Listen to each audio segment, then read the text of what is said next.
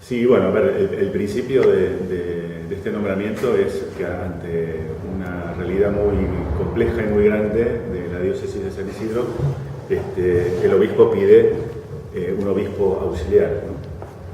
Justamente, dado que la demanda pastoral es tan grande, lo que le preocupaba sobre todo a Monseñor Oscar es que no podía llegar a tener la presencia en la diócesis como a él le gustaría, y además como es bueno pastoralmente que haya más presencia del obispo en los diferentes espacios pastorales, ¿no?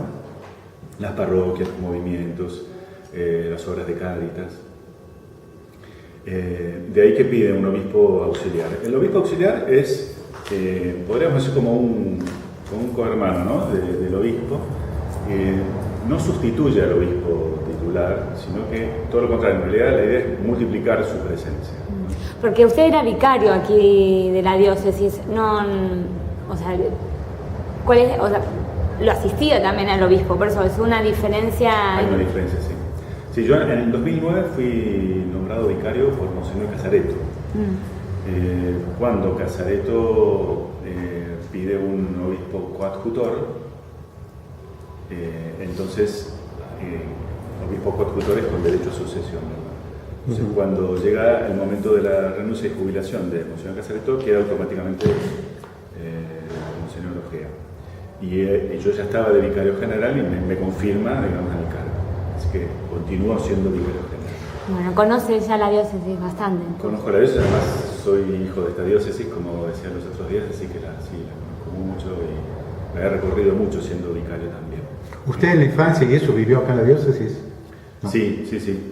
Yo soy, bueno, nacido en Capital, pero desde alrededor de los 3 años ya comencé a vivir en San Isidro. En San Isidro, sí. ¿Acá en el centro o en un barrio? Sí, en esta zona. En esta zona, en el centro. San Juan, mi parroquia siempre fue la catedral.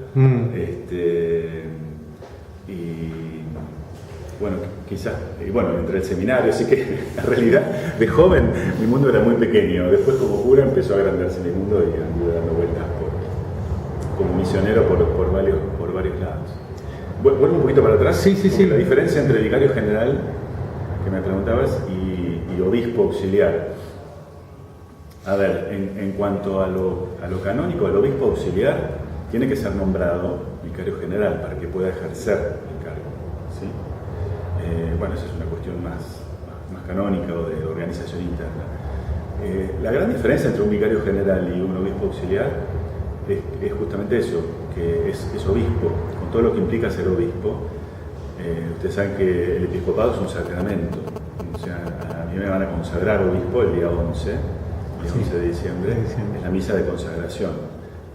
Me van a ungir como sacerdote, como obispo, perdón, con lo cual eso significa que es un sacramento. Eso implica que desde la fe y desde lo eclesial es la representación de Cristo Pastor. El vicario general es también como un colaborador muy cercano al obispo. El obispo auxiliar es también un colaborador, pero ya más a la par y compartiendo más de fondo las responsabilidades de la diócesis. Con lo cual eso implica que el obispo titular también queda mucho más aliviado y la diócesis se ve más beneficiada. A ver, en la práctica no es lo mismo que vaya, por ejemplo, a confirmar en una parroquia el vicario general, que es delegado, que vaya el obispo auxiliar, que es algo más en nombre propio, ¿no? Claro. Y que en lo personal, ¿cómo se siente ocupando este rol, ¿no? A partir, ¿qué era el 11 o el 12, el día de la Guadalupe? El día de la Virgen de Guadalupe es el 12 de diciembre, que cae viernes. Pero claro. Había algunas complicaciones porque ya estaba tomada la iglesia catedral, ya estaba pedida para un casamiento, entonces trasladamos a las vísperas de la Virgen de Guadalupe. Perfecto. Bueno, y en este momento de la iglesia, con un papa argentino, o el papa Francisco, que trae, evidentemente muchos cambios, ¿cómo se siente, digamos, en este rol que le toca? Bueno, lo primero es Es más difícil, digo, no tengo mochila. Claro, son con diferentes sentimientos, ¿no? Por un lado, un sentimiento así como de gratitud por la confianza, ¿no? que depositan en uno. Vieron que generalmente los demás ven en uno lo que uno no ve de sí mismo, ¿no? Entonces uno también se confía en el criterio y en la elección. O sea, uno se confía en el llamado que la Iglesia, en este caso a mí, me hace para ser obispo. En ese sentido, digo, es una gratitud, ¿no?, por la confianza. Por otro lado, es también una responsabilidad mayor, con lo cual implica una entrega más generosa de parte de uno y una entrega más confiada, ¿no? Porque sí, es mayor responsabilidad y por tanto mayor peso, ¿no? Uno podría a mí felicitarme por el cargo porque es como un reconocimiento, una promoción.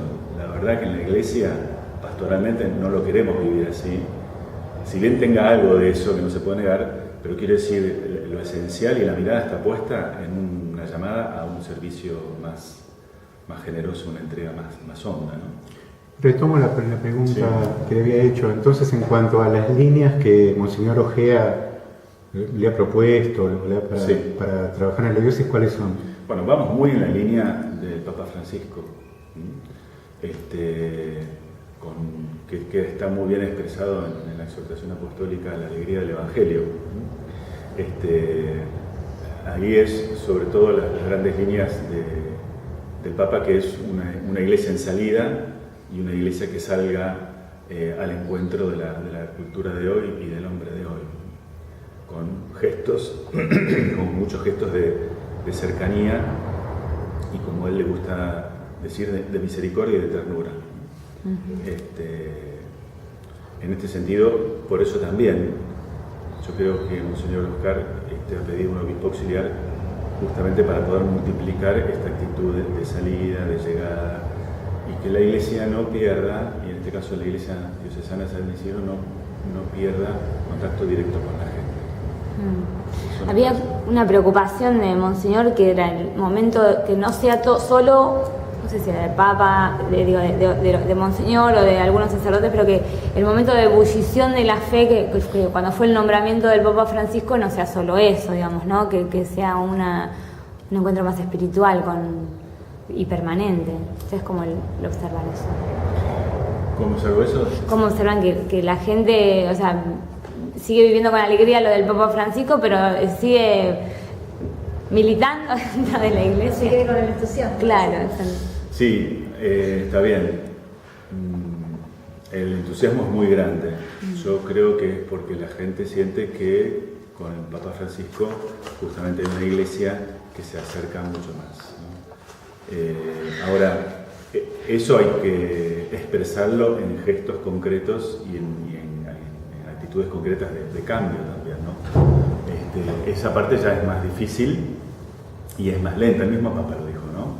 Los cambios van a ser, pero no se creen que va a ser de la noche a la mañana, porque los cambios hechos abruptamente pueden provocar rupturas, ¿no?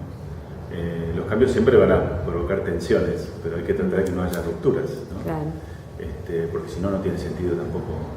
Sería como el cambio por el cambio, nada más, ¿no? Y eso no tiene sentido. Pero sí, a ver, el fervor se está manteniendo también, porque a mí me parece que los gestos de Francisco van en consonancia a las palabras, y entonces la Iglesia va sintiendo que hay una comunión entre gesto y palabra, ¿no? Padre, usted estuvo misionando en Cuba, ¿no? En una época. Cuando te decía que soy hijo de San Isidro, que mi mundo era muy pequeño, sí, una vez que fui ordenado sacerdote estuve 4 años en Pacheco, y a partir de un proyecto de la diócesis de San Isidro de ayudar a otras diócesis, es que yo me ofrezco para la misión. Entonces fui enviado a Resistencia Chaco, primero, donde estuve 7 años trabajando en la formación de futuros sacerdotes, en un seminario regional para todo el noreste argentino. Ahí estuve 7 años en Resistencia Chaco, en el seminario La Encarnación. Después, a partir de ahí, como me sentí muy llamado a continuar el gesto misionero y el compromiso misionero, en ese momento también ya la Iglesia de San Isidro comenzó a tener un proyecto de misión adyentes, o sea, más allá del país, en concreto un compromiso misionero con Cuba. Entonces, como yo tenía deseos de misión a gentes, y bueno, vi que mi diócesis se ofrecía para ayudar a la iglesia en Cuba, dije, es el lugar donde yo me tengo que ofrecer. Así que me ofrecí para ir a Cuba, y ahí fui enviado también a misionar en Cuba, en la diócesis de Holguín, que es la parte más oriental de la isla, y ahí estuve casi 4 años. Y padre, esas experiencias en Chaco y en Cuba seguramente le dieron mucho para aportar en una diócesis como esta, donde hay tan marcadas diferencias sociales, ¿no? Bueno, sí, mucho. Te diría mucho, sobre todo a nivel del pensamiento y también de los gestos, ¿no? A ver, a mí me abrió mucho la cabeza, ¿no? Ir al interior me abrió mucho la cabeza. Digamos, de este lugar pequeño donde yo vivía, se me abrió el panorama, se me abrió el escenario, digamos, y se me abrió también la cabeza y por lo tanto también el corazón. Y en Cuba mucho más todavía, es decir, empezar a descubrir una iglesia en un contexto muy diferente, con una actitud pastoral muy diferente a la nuestra. Eso a mí me abrió mucho la cabeza y me hizo también entender más hondamente el Evangelio, ¿no? El anuncio más primero del Evangelio, más primario del Evangelio, lo que nosotros llamamos el querigma evangélico, que es como el corazón del Evangelio, ¿no? El primer anuncio, el anuncio esencial, ¿no? Tanto en el Chaco como en Cuba, a mí me ayudó a entender lo esencial del Evangelio y por lo tanto lo esencial de la misión de la Iglesia. ¿Esa misión cuál es? Nosotros siempre decimos que la misión es, bueno, evangelizar, que lleva la buena noticia de salvación. Es decir, hay una noticia liberadora, hay una verdad liberadora para el hombre. Eso se concreta de acuerdo a cada cultura y de cada situación histórica, ¿no? En el determinado marco histórico. Podríamos discutir mucho ahora o conversar mucho qué significa la salvación hoy para el hombre.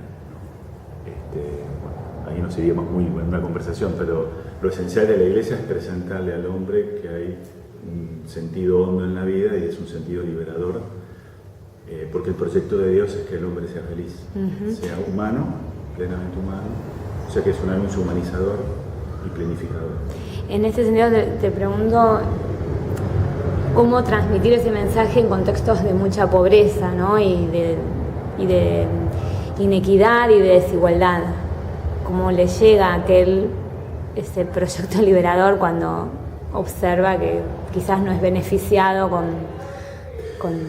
A mí me parece, me parece que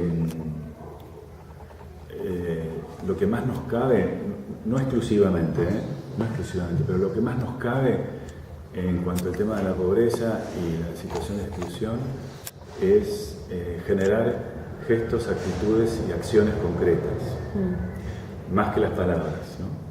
La Iglesia también tiene una palabra y la dice, pero esa palabra es creíble cuando va acompañada de gestos, y gestos que además no sean simplemente gestos puntuales, sino que gestos que se sostengan en el tiempo, ¿no? Entonces acá empezamos a hablar de proyectos, de emprendimientos y de las obras de Cáritas. En este sentido, esta diócesis tiene mucho compromiso porque las obras de Cáritas y de promoción social son muchas, ¿no? Eso es una de las cosas que complejiza la pastoral de nuestra iglesia diocesana y hace falta un obispo auxiliar, ¿no? Porque son muchas las obras educativas y muchas las obras de Cáritas, además de las parroquias, por supuesto, y las capillas, ¿no? Las diferentes comunidades. Pero la Iglesia trabaja sobre todo a nivel signo, signos comprometidos, como digo yo, sostenidos en el tiempo, ¿no? Es decir, ¿qué quiere decir esto? Que sean signos creíbles, es decir, que es posible, quizás en un lugar y en pequeño, que la gente pueda ver que en este lugar y en pequeño se da lo que estamos llamados a vivir en toda la sociedad. Es posible hacerlo. Entonces, si es posible hacerlo en pequeño, animémonos, organicémonos, trabajemos en comunión para hacerlo a lo grande. En este sentido, a nivel modélico, si quieren, no como único modelo, pero a nivel de ejemplo, la Iglesia lo que propone un modelo de sociedad.